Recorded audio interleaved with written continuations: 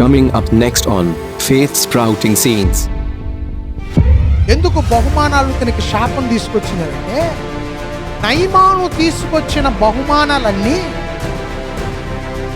ఇతర రాజ్యాల నుండి దోచుకొచ్చిన బహుమానాలే. ఇక్కడ గెహజీ శపించబడ్డానికి కారణం ఏంటి అని అంటే, తన బహుమానాలు ఏంటివనేది గ్రహించలేకపోయాడు. నయమాను యొక్క బహుమానాలు దోపుడు సొమ్ముతో నింపి దోచుకున్నవే, మన సొంత సంపాదన కాదు. స్పష్టంగా చెప్తున్నాడు, పాపులు నిన్ను ప్రేరేపింపగా ఒప్పకుము. జనాలు ప్రేరేపిస్తారు, ఏం చేస్తారు? ప్రేరేపిస్తారు. ఏమైద్దిలే, ఎవడు చూస్తున్నాడు, ఎవడు చూడలేదు. మంచి పదార్థాలు దొరుకుతాయి, మంచి సొత్తు దొరుకుద్ది, మనకి అమూల్యమైన సొత్తు మనం సంపాదించుకోవచ్చు. అదే కాదు, మన ఇల్లు అంతటిని దేంతో నింపుకోవచ్చు? దోపుడు సొమ్ముతో నింపుకోవచ్చు. రా అని పలుకుతారంట, రా అని ప్రేరేపిస్తారంట, పర్లేదులే అని అంటారంట. నీవు గనక ఆ ఉచ్చులో పడ్డావా, శాపగ్రస్తమైన జీవితమే. గెహజీ పడ్డాడు, దోపుడు సొమ్ము కోసం ఆశపడ్డాడు. దోపుడు సొమ్మును, ఆ బహుమానాలు, ఆ సొత్తు నాకు కావాలని కోరుకున్నాడు. శాపగ్రస్తమైన జీవితం అనే కాదు, తన కుటుంబం కూడా అనుభవించే విధంగా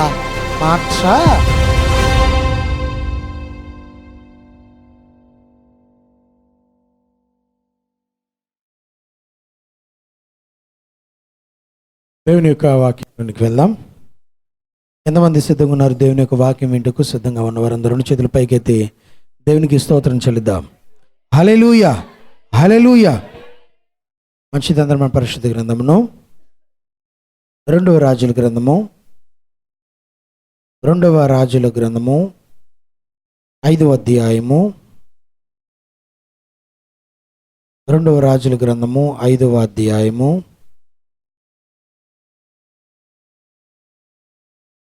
25వ వాక్యం నుండి మనం చదువుకుందాం.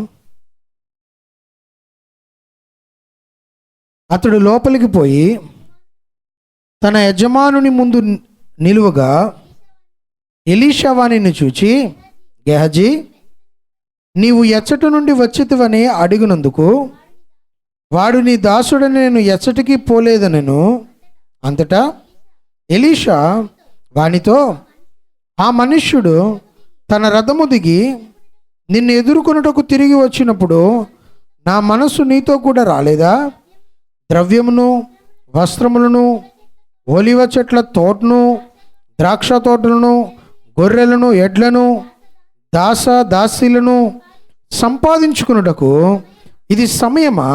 కాబట్టి నయమానుకు కలిగిన కృష్టి నీకును నీ సంతానమునకుని సర్వకాలము అంటియుండును అని చెప్పగా, వాడు మంచు వలె తెల్లనైన కృష్టము కలిగి ఎలీషా ఎదుట నుండి బయటకు వెళ్ళెను. చాలండి. ప్రధాన బిడ్డలారా, మనం గతించిన వారం నుండి ఒక అంశాన్ని ధ్యానం చేస్తూ వస్తున్నాం. ఏమిటి అంశము అని అంటే, a lesson in the life of Gehazi. Gehazi జీవితంలోంచి నేర్చుకునే పాఠము లేదా పాఠాలు అనే అంశాన్ని మనం ఎత్తిపట్టుకొని గెహజీ యొక్క జీవితంలో కొన్ని విషయాలను ప్రధాన బిడ్డలారా మనం నేర్చుకుంటూ వస్తూ ఉన్నాం. పోయిన వారంలో మనం చూసాం గెహజీ అనే వ్యక్తి ఎవరు. ఈ గెహజీ అనే వ్యక్తి ఎలీషా అనే ప్రవక్త దగ్గర సేవకుడుగా, దాసుడిగా, పరిచారికుడుగా ఉంటున్న వ్యక్తి కింద మనకు కనబడుతున్నాడు. ఎలీషా ఎవరు అన్న విషయాన్ని కూడా ప్రదేవన్ బిడ్లారా మనం గతించిన వారంలో చూసాం. ఏలియా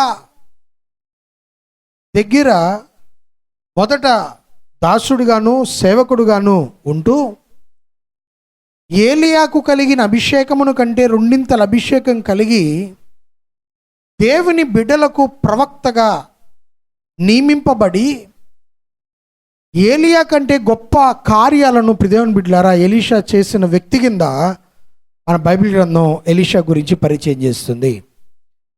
ఇంత గొప్ప వ్యక్తి, ఎక్కడికి వెళ్ళినా ఎన్నో అద్భుతాలు చేసే వ్యక్తి. ఎవరు ఆయన దగ్గరికి వచ్చినా వారి జీవితంలో ఏదో ఒక కార్యాన్ని జరిగించే ఎలీషా దగ్గర సేవకుడుగా, ఇంకో రకంగా చెప్పాలంటే ప్రముఖమైన సేవకుడుగా, ముఖ్యమైన వాడిగా ఎలీషా ఎక్కడికి వెళ్ళినా అక్కడికి తన వెంట ఉంచుకుంటూ తన వెంట తీసుకువెళ్ళే వ్యక్తిగా ఉన్న గెహజీ యొక్క జీవితముల గురించి మనం గతించిన కొన్ని వారాల నుండి పఠనం చేస్తున్నాం. గతించిన వారము నుండి ప్రియదేవుని బిడ్డలారా పఠనం చేస్తూ వస్తున్నాం. ఇటువంటి గెహజీ ఒకానొక సందర్భంలో తన సేవకుడు ద్వారా, లేదంటే తన యొక్క సేవకుడు అని కూడా అనకూడదు, తన యొక్క యజమానుని ద్వారా తను శపించబడినట్లు, కుష్ఠరోగంతో తనే మాత్రమే కాక తన కుటుంబం కూడా శపించబడినట్లు మనం పోయిన వారంలో ధ్యానం చేశాం. మరి నమ్మకంగా ఉన్న గెహజీ, నమ్మకమైన దాసుడిగా ఎలీషాతో ఉంటున్న ఈ గెహజీ ఎందుకు శపించబడాల్సి వచ్చింది? ఎందుకు ఆశీర్వాదమును కాకుండా శాపమును కొని తెచ్చుకోవాల్సి వచ్చింది? ఎందుకు తన సొంత యజమానుడే, సొంత ప్రవక్తయే, ఎలీషాయే, సొంత ఎంతో దగ్గర సత్సంబంధం కలిగిన అతనే గెహజీని ఎందుకు శపించాడు? తను మాత్రమే కాక తన కుటుంబం అంతా ఎందుకు శపింపబడాల్సి వచ్చింది అన్న విషయాలను ప్రియదేవుని బిడ్డలారా పోయిన వారాల నుండి మనం ధ్యానం చేస్తూ పఠనం చేసుకుంటూ వస్తూ ఉన్నాం. ఎలీషా చెప్పినట్లు గెహజీ చేయలేదు. ఎలీషా మాటకు అవిధేయుడయ్యాడు. తన జీవితంలో శాపాన్ని కొని తెచ్చుకున్నాడు. అయితే రెండవదిగా బి పాయింట్ రాసుకోనండి. దీంట్లో మొదటి పాయింట్ మనం చూస్తున్నాం. ఏంటిదా పాయింట్? మొదటిగా మనం ధ్యానించే విషయం ఏంటి? గెహజీ ఎందుకు శపించబడ్డాడు? నయమాను దగ్గర నుండి బహుమానాలు తీసుకోవాలనే ఆశను తనలో వచ్చింది. అంటే బహుమానాలు కోరుకుంటూ వల్ల శాపం వస్తుందా అంటే కాదు. మరి ఎందుకు గెహజీ శపించబడ్డాడంటే, ఒకటి, తన యొక్క యజమానుడి యొక్క మాటను అలక్ష్య పెట్టాడు, లక్ష్య పెట్టలేదు, అవిధేయత చూపాడు.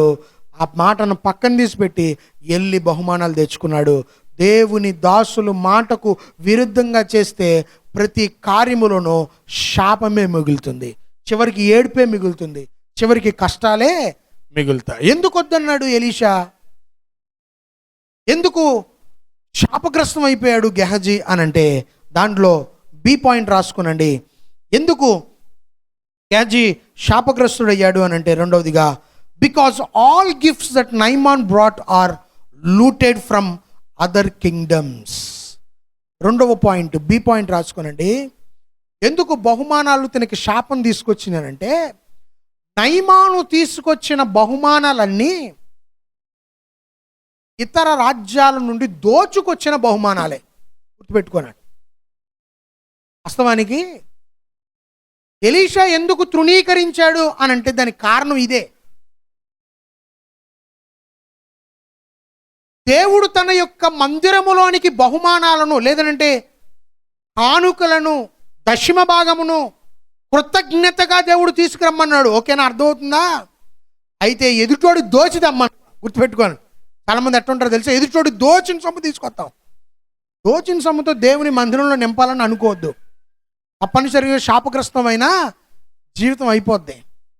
ఇక్కడ గెహజీ శపించబడటానికి కారణం ఏంటి అని అంటే, తన బహుమానాలు ఏంటివనేది గ్రహించలేకపోయాడు. నయమాను యొక్క బహుమానాలు దోపుడు సొమ్ముతో నింపబడి, దోచుకున్నవే, తన సొంత సంపాదన కాదు, తన సొంత ఇది కాదు. బైబిల్ గ్రంథంలో చదువుదాం చూడండి.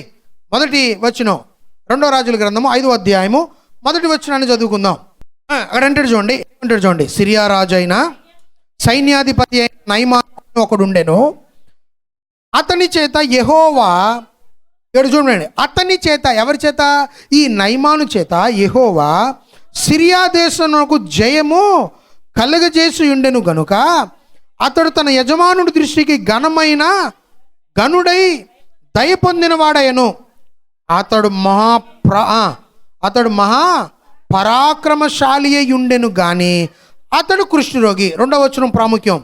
సిరియాలు గుంపులుగా, సిరియానులు ఏం చేస్తారంట? అరే, నయమాను యుద్ధానికి వెళితే ప్రతి చోట జయాన్ని సంపాదించేవాడంట. వీళ్ళు ఎలా వెళ్తారో చెప్తున్నాడు, వీళ్ళు ఏం చేస్తారో చెప్తున్నాడు. గుంపులు గుంపులుగా బయలుదేరి ఇశ్రాయేలు దేశము మీదకి పోయి ఉండిరి. వారు అచ్చట నుండి ఒక చిన్న దానిని చెరగొట్టి తేగా అది నయమాను భార్యకు పరిచారము చేయుచుండెను. వీళ్ళు ఏం చెరగొట్టి తీసుకొస్తున్నారంట? ఏం చేస్తున్నారు వీళ్ళు? గుంపులు గుంపులుగా వెళ్ళి ఇశ్రాయేల్ దేశం మీదే కాదు, వీళ్ళు ఎక్కడ యుద్ధానికి వెళ్ళినా అక్కడున్న వస్తువులను వీరు చెరపట్టుకొని తీసుకొచ్చే వాళ్ళుగా ఉన్నారు. ఇంకో రకంగా చెప్పాలంటే వాళ్ళది కాని వస్తువులను వీళ్ళు ఏం చేసేవాళ్ళంట? దోచుకొని వచ్చేవాళ్ళంట. చాలామందికి ఉంటా ఉంటుంది, పక్కనోడిది దోచుకుందాం, పక్కనోడిది లాక్కుందాం, పక్కనోడి దోచుకోవాలని. పక్కనోడు దోచుకున్నాం అని అంటే మన శాపమే. ఈరోజు బాగున్నట్టు కనపడవచ్చు దోచుకున్న సొమ్ముతో, దోపుడు సొమ్ముతో మన ఇల్లు నింపుకుంటే ఈరోజు పైకి బాగున్నట్టు కనపడవచ్చు, కానీ తప్పనిసరిగా శాపగ్రస్తమైన జీవితం వస్తుంది. నయమాన్ ఏం చేశాడు? ఉదాహరణకు మాట్లాడాలంటే చిన్నదాన్ని తీసుకొచ్చాడు. చిన్నదానితో పాటు ఎన్ని నగలు తెచ్చుంటాడో, ఎన్ని వజ్రాలు తెచ్చుంటాడో, ఎన్ని వైడూర్యాలు తెచ్చుంటాడో, ఎన్ని ఆ దేశము నుండి దోచుకొని వచ్చుంటాడో. ఇశ్రాయేలు దేశం ఒక్కదాంట్లోంచి అని దోచుకొని వస్తే ఇంకా చుట్టుపక్కల ఉన్న దేశాల్లో ఎన్ని దోచుకొని ఉండొచ్చు. ఆ దోచుకున్న వాటిలోంచే బహుమానాలేగా వీళ్ళు తీసుకొచ్చేది. వీళ్ళేం వ్యవసాయం చేసేవాళ్ళ, వీళ్ళేం కష్టపడి పనిచేసేవాళ్ళ కాదు. దోచుకొని వచ్చే సొమ్మును దేవుని సేవకుడి దగ్గర తీసుకొచ్చాడు. అందుకే దేవుని బిడ్డలారా, ఎలీషా ఏం చేశాడు? ఆ సొమ్ము నాకు ఏమాత్రమును వద్దు అని అన్నాడు. దోపుడు సొమ్ముతో నీ ఇల్లుని నింపుకోవాలనుకుంటే జీవితంలో శాపమే. దేవుని సేవకుడు వద్దంటానికి గల కారణం ఏంటో తెలుసా? అది దోపుడు సొమ్ము కాబట్టి. ఏ తప్పు ఉందో ఆడ కనపడద్దా? దోపుడు సొమ్మ, పావుల సొమ్మ అని నీ ఎదురు పెడితే కనపడదు. పరిశుద్ధాత్మ దేవుడు చెప్తాడు, అది దోపుడు సొమ్మ, అది మంచు సొమ్మ, అది సరైనదా, అది సరైన మార్గంలో సంపాదించిందా, దొంగ మార్గంలో సంపాదించిందా, ఏ విధంగా నీకు అది వచ్చింది, అది అంగీకరించాలా అంగీకరించకూడదా అని పరిశుద్ధాత్మ దేవుడు చెబుతాడు. పేతురుకి అదే కదా జరిగింది. ఆలయం కట్టడానికి అందరూ విరాళాలు తీసుకొస్తుంటే అనన్య సపేరాలు కూడా తీసుకొచ్చారు. తీసుకొచ్చినప్పుడు వాళ్ళు ఏం చేశారు? వాళ్ళ ఆస్తిని అమ్మి దాంట్లో కొంత మాత్రం తీసుకొచ్చారు, కొంత దాచుకున్నారు. అనన్య తీసుకొచ్చాడు, అనన్య ఇచ్చే పాదాల దగ్గర పెట్టాడు. పాదాల దగ్గర పెట్టి పేతురుతో అంటున్నాడు, అయ్యా ఇదిగో నేను అమ్మిన దాన్నంతా తీసుకొచ్చాను. అప్పుడు వెంటనే పేతురుకి ఎట్ట తెలిసింది? ఎవరో సీక్రెట్గా వచ్చి చెప్పారు, అయ్యా మొత్తం దాలేదు, వాళ్ళు అమ్మింది ఇంతకి, వీళ్ళు ఇప్పుడు ఎంత తీసుకొచ్చాడని. పాదాల దగ్గర పెట్టగానే చెప్పాడు. బైబిల్ గ్రంథంలో స్పష్టంగా ఉంటుంది. పరిశుద్ధాత్మ ప్రేరేపణ వలన పేతురు పలికిన మాట ఏంటి తెలుసా? నీవు అమ్మినదంతా ఇక్కడ తీసుకొచ్చావా? దేవుని దాసుడి మీద ఏముంటుంది? దేవుని ఆత్మ ఉంటుంది. వాళ్ళు ఆత్మ ద్వారా తెలుసుకుంటారు ఇది ఎట్లాంటి సొమ్ము, ఎదుటివాడు ఎట్లాంటి వాడు, ఎదుటి వ్యక్తి ఏ విధమైన మనసు కలిగి ఉన్నవాడు, వాడిలో ఎటువంటి దురాత్మలు ఉన్నాయి, వాడిలో ఎటువంటి చీకటి శక్తులు ఉన్నాయి, వాడు ఎలాంటి వైఖరిని కలిగిన వాడు, వాడు వర్ణించేవాడా, వాడు మోసగించేవాడా, వాడు అమాయకుడా అని దైవజనుడికి ఎలా తెలుస్తుంది అని అంటే మాట్లాడటం వల్ల తెలియదు. నువ్వు తీసుకొచ్చిన డబ్బులు ఇలా చూస్తే ఆ డబ్బును చూసి తెలియదు, లేదంటే నువ్వు తీసుకొచ్చిన బహుమానాన్ని చూస్తే ఆ బహుమానం వల్ల తెలియదు. దేవుని ఆత్మ వలన తెలుస్తుంది. అప్పుడు అడుగుతున్నాడు అనన్యాని, నువ్వు సంపాదించినది లేదంటే నీవు అమ్మినదంతా తీసుకొచ్చావా? తీసుకొచ్చాను. అబద్ధం ఆడాడు. వెంటనే మరణపాలయ్యాడు, శాపగ్రస్తుడైపోయాడు. తర్వాత తన భార్య అయిన సెపెరా కూడా వచ్చింది. ఆమె కూడా అదే అంది. అప్పుడు కూడా అదే అడిగాడు, సేమ్ మాట అంది. ఆమెను శాపం పొందుకుంది. ఇక్కడ కూడా అదే జరుగుతుంది. దోపుడు సొమ్ముతో దేవుని బిడ్డలారా నింపబడిన ఇల్లులుగా మన ఇల్లులు ఉంటే మన జీవితంలో శాపమే. పాపులు మనల్ని ప్రేరేపిస్తారంట, చెడుతనం చేసేవాళ్ళు ప్రేరేపిస్తారంట. బైబిల్ గ్రంథం చెప్తుంది. చదువుదాం చూడండి. సామెతల గ్రంథం మొదటి అధ్యాయం. సామెతల గ్రంథము మొదటి అధ్యాయం 10వ సామెత చదువుదాం. ఇక్కడ అంటాడు ఏమంటున్నాడు చూడండి. నా కుమారుడా, ఇక్కడ అంటున్నాడు చూడండి, చాలా చాలా స్పష్టంగా చెప్తున్నాడు. పాపులు నిన్ను ప్రేరేపింపగా ఒప్పకుము. వాళ్ళు ప్రేరేపిస్తారు నిన్ను. ఏమని ప్రేరేపిస్తారు అది చెప్తాడు కింద, కానీ ముందే చెప్తున్నాడు ఒప్పొద్దు నువ్వు. వాళ్ళు ప్రేరేపిస్తారు. ఏమని ప్రేరేపిస్తారో చెప్తున్నాడు చూడండి. మాతో కూడా రమ్ము అని ప్రేరేపిస్తారంట. దేనికి? మంచి పని చేయటానికి అనుకున్నారా? 4 పేదలకు అన్నం పెడతానికి అనుకున్నారా? 4 కుటుంబాలు కడతానికి అనుకున్నారా? దేనికి రమ్మంటారు తెలుసా వాళ్ళు? మనము ప్రాణము తీయుటకై పొంచి ఉందుము, నిర్దోషైన ఒకరిని పట్టుకొనుటకు దాగి ఉందుము, పాతాళము మనుష్యులను మృంగివేయునట్లు వారిని జీవముతో మృంగివేయుదుము, సమాధిలోనికి దిగువారిని మృంగునట్లు వారిని పూర్ణ బలముతో నుండగా మనము వారిని మిరింగివేయుదుము రమ్మని వారు చెప్పినప్పుడు ఒప్పుకుము. పలు విధములైన మంచి సొత్తులు మనకు వాళ్ళు ఇంకేం చెబుతారంట? వాళ్ళ ప్రాణాలు తెద్దామంటారంట. అదే కాదంట, ఏమన్నా ప్రాముఖ్యమైనది ప్రియాని బిడ్డలారా, 13వ వచనం, పలు విధములైన మంచి సొత్తులు, మంచి బహుమానాలు, మంచి వస్తువులు దొరుకుతాయని చెప్తారంట. ఏం దొరుకుతాయని చెబుతారు? వాళ్ళు చంపితే వాళ్ళ ఆస్తి అంతా మంద అయిపోద్ది. ఈరోజు లోకం చాలా చెడ్డగా ఉంది. ఆస్తి కోసం తండ్రిని కొడుకు తండ్రిని, తల్లులను, వాళ్ళ సొంత అన్నదమ్ములను, రక్త సంబంధులను చంపేసే వ్యక్తులుగా ఉన్నారు. ఎవడొకడు ప్రేరేపిస్తాడు, పాపి అయిన సాతానుగాడు ప్రేరేపిస్తాడు. ఏమంటున్నాడు? వాళ్ళు పలు విధములైన మంచి సొత్తులు మనకి దొరుకును, మన ఇండ్లను దోపుడు సొమ్ముతో నింపుకుందుము, నీవు మాతో పాలివాడై యుందువు, మనకందరికి సంచి ఒక్కటై ఉండునని వారు నీతో చెప్పుదురు. ఏం చేస్తారు? చెప్పుదురు. అయితే అన్నాడు, నా కుమారుడా, నీవు వారి మార్గమున పోకుము, వారి త్రోవల యందు నడవకుండా నీ పాదములు వెనుకకు తీసుకొనుము. ఏం చేయాలా? వాళ్ళు ప్రేరేపిస్తారు నిన్ను.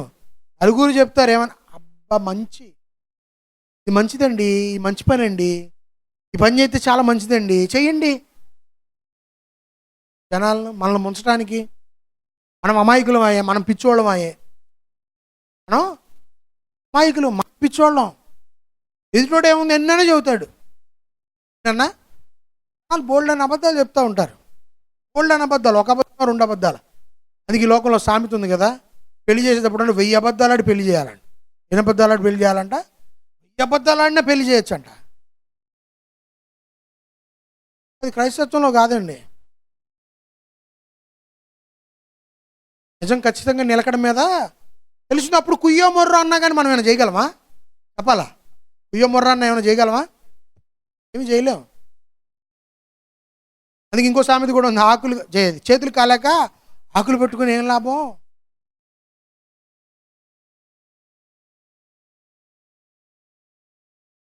కాలిపోయిన తర్వాత ఏం చేయలేము. దాన్ని వెనక్కి తీయాలన్నా తీయలేము, దాన్ని ఆరోగ్యం మరలా వెనక్కి తీసుకురావాలన్నా చేయలేము, ఏమి చేయలేము. ఎందుకో తెలుసా? ఎందుకు అనంటే చేతులు ఆల్రెడీ కాలిపోయినాయి కాబట్టి. దానికి మందు పోస్తాం, అది నయం అవ్వటానికి కొన్ని నెలలు పడుతుంది. అలాగునే జీవితాలు పాడైనవి మరలా సరిగా మార్చబడటానికి సంవత్సరాలు పడతాయి. వాళ్ళు ప్రేరేపిస్తారు నిన్ను. పర్లేదులే అంటారు, పర్లేదులే, తప్పలేదులే. ఏమైంది ఆన్లే ఉందమ్మా చిన్నదే. మనోసారి ఒక పెళ్లి సంబంధం మాట్లాడటానికి వెళ్తే ఆడ అంటారు, పెళ్లి సంబంధంలో, అయ్యా మీ అబ్బాయి ఏమైనా మందు తాగుతాడని అంటే, ఏముందమ్మా అప్పుడప్పుడు తాగుతాడంట. అంటే అది పెద్ద ఏముందలే అంటే ఏంటంటే అప్పుడప్పుడు తాగుతాడంట. అప్పుడప్పుడు తాగినంత మాత్రం లివర్ పాడవుదా? ఇది ప్రతిరోజు తాగేవాడికి పాడైతే అప్పుడప్పుడు తాగేవాడికి పాడవుదా? అప్పుడప్పుడు తాగినా, పప్పులో వేసుకొని తాగినా పాడేది. పోయిందంటే ఏడిసేది ఎవరు బ్రతుకు? మన బిడ్డ బ్రతుకే. ఏం చెబుతారు? ఏం చెప్తారు? అటు మంచోడని చెప్తారు, లేదంటే ఆమె మంచిదని చెప్తారు. పెళ్లి చేసుకునేటప్పుడు ఇది పెద్ద తిరిగిపోతే అయ్యి ఉండొచ్చు, మనకు తెలవదుగా. రోజున ఎవరిని ఎట్టని చెప్పట్లా, ఏడ ముసుగేస్తున్నావు ఇంటికాడ, రోడ్డు మీదకి వెళ్ళేసరికి అర్థమైందా, ఎవడ బండి ఎక్కుతున్నారో తెలియదు, ఎక్కడికి వెళ్తున్నారో తెలియదు, ఏం చేస్తున్నారో తెలియదు, ఎవరితో వీడియో కాల్లో మాట్లాడుతున్నారో తెలియదు. ఆ వీడియో కాల్లో పిచ్చోళ్ళు జనాలు ఏంటి తెలుసా, పిచ్చి పిచ్చి వీడియో కాల్లో మాట్లాడుకుంటూ ఉంటారు. అవతలోడు దాన్ని రికార్డ్ చేసినా, దాన్ని స్క్రీన్ షాట్ తీసుకున్నా, మన బతుకులు బస్ స్టాండే. ఏం స్టాండు? ఒకడికి ఈ మధ్య బాగా పిచ్చి ఎక్కువైపోయింది. ఏమంటే తెలుసు, బాత్రూమ్కి వెళ్ళేటప్పుడు ఫోన్ తీసుకెళ్తాడు ఒకడు బాత్రూమ్కి వెళ్ళేటప్పుడు ఎందుకురా ఫోన్ నీకు అనండి, బాత్రూంలో కూడా చూసేదే వాట్సాప్, ఫేస్బుక్.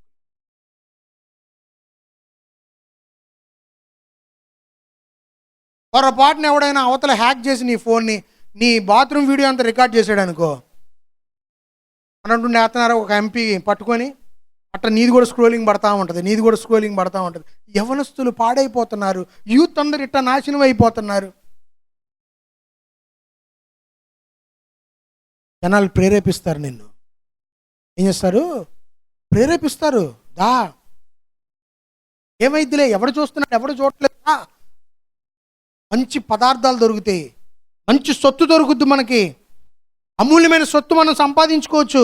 అదే కాదు, మన ఇల్లు అంతటిని దేంతో నింపుకోవచ్చు, దోపుడు సొమ్ముతో నింపుకోవచ్చు. రా అని పలుకుతారంట, రా అని ప్రేరేపిస్తారంట, పర్లేదులే అని అంటారంట. నీవు గనక ఆ ఉచ్చులో పడ్డావా, శాపగ్రస్తమైన జీవితమే. గెహజీ పడ్డాడు, దేవుని బిడ్డలారా, దోపుడు సొమ్ము కోసం ఆశపడ్డాడు. దోపుడు సొమ్మును, ఆ బహుమానాలు, ఆ సొత్తు నాకు కావాలని కోరుకున్నాడు. శాపగ్రస్తమైన జీవితం తనే కాదు, తన కుటుంబం కూడా అనుభవించే విధంగా మార్చబడ్డాడు. ఒకటో పాయింట్ కూడా పూర్తిగా చెప్పలేను నేను, కొన్ని పాయింట్లు ఉన్నాయి.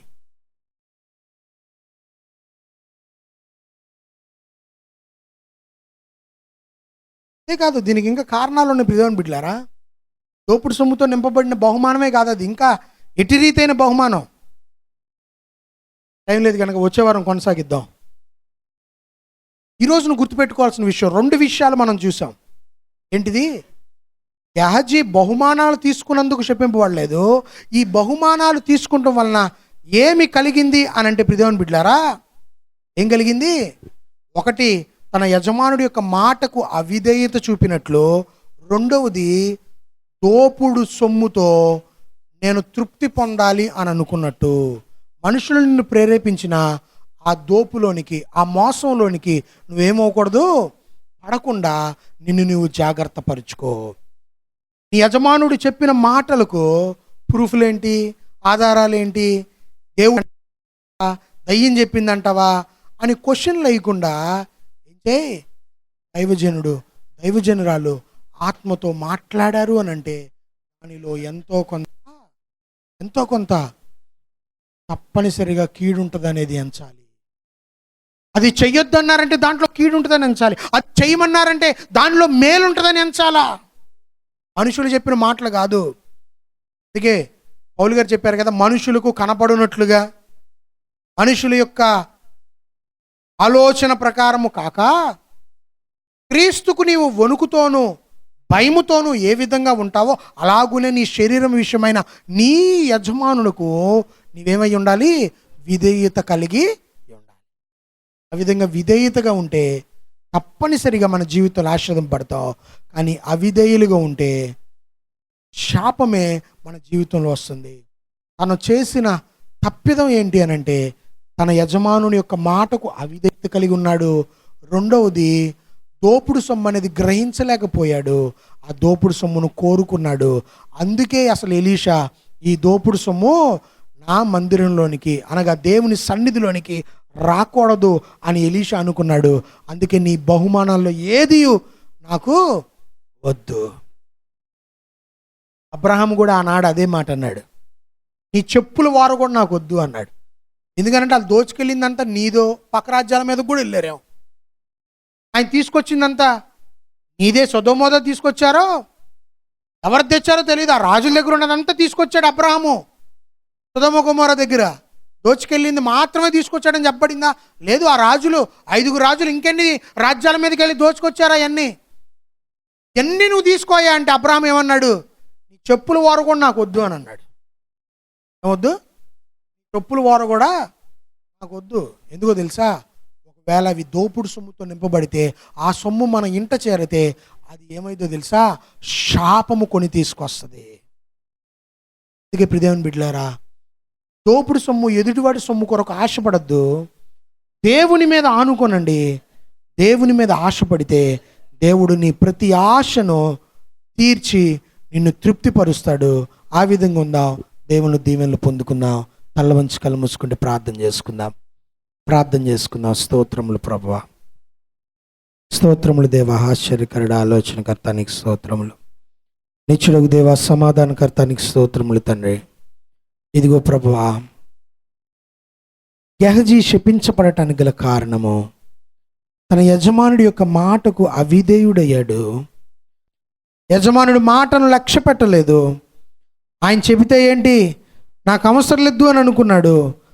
యజమానుడు ఆయన ప్రవక్త మాట తృణీకరించాడు, శాపగ్రస్తుడైపోయాడు. ఎందుకంటే ఆ దోపుడు సొమ్ము, అది దోపునితో నింపబడిన సొమ్ము, ఇతర రాజ్యాల నుండి దోచుకొచ్చిన సొమ్ము. అది అతనిది కానప్పుడు దేవునికి ఎలాగ అర్పించగలవు? అందుకే నీవు కూడా దోపుడు సొమ్ముతో నిన్ను నింపుకోవద్దని హెచ్చరించిన తండ్రి, నీ దాసుడికి విధేయత కలిగి ఉండని మమ్మల్ని బలపరిచిన తండ్రి నీకు స్తోత్రం అంటూ ప్రార్థన చేద్దాం. ప్రభువా నీకు స్తోత్రములు. ప్రార్థన చేసుకుందాం. స్తోత్రములు దేవా, స్తోత్రములు తండ్రి, స్తోత్రములు ప్రభా. భూమి ఆకాశములను సకల సృష్టిని సర్వమును సృజించిన మా ప్రిపర్లకు తండ్రి యేసుక్రీస్తు పరిశుద్ధ నామములో ప్రభువా, ఈ యొక్క మధ్యాహ్న సమయంలో మీ సన్నిధికి వచ్చి ప్రార్థిస్తున్నాం. మీ మహాకృపను బట్టి ప్రభువా, ఇప్పటి వరకు తండ్రి నీ యొక్క ప్రభువా తండ్రి మాటల ద్వారా మమ్మల్ని ఆదరించారు. ఈ బిడ్డలందరినీ వాక్యం ద్వారా బలపరిచారు. ఇదిగో నయమాను కలిగిన కుష్ఠరోగ గెహజీకి రావటానికి గల కారణము నయమాను యొక్క బహుమానాలను స్వీకరించడమే, వాటిని కోరుకుంటమే. బహుమానాల్లో తప్పేం లేదు, బహుమానం స్వీకరించడంలో తప్పు లేదు. కానీ యజమానుడు అయిన ఎలీషా తృణీకరించిన దానిని, వద్దని పలికిన దాని మాట ప్రకారం చేయక తన దాసుడికి అవిధేయుడిగా ఉండటం వల్లనే శాపాన్ని కొని తెచ్చుకున్నాడు. అదేవిధంగా అది దోపుడు సొమ్ముతో నింపబడిన బహుమానాలేమో, అందుకే అవి ఎలీషా తృణీకరించాడు. అయినను ఆ దోపుడు సొమ్ము నాకు కావాలనుకున్నాడు, అందుకే శాపగ్రస్తంగా మార్చబడ్డాడని.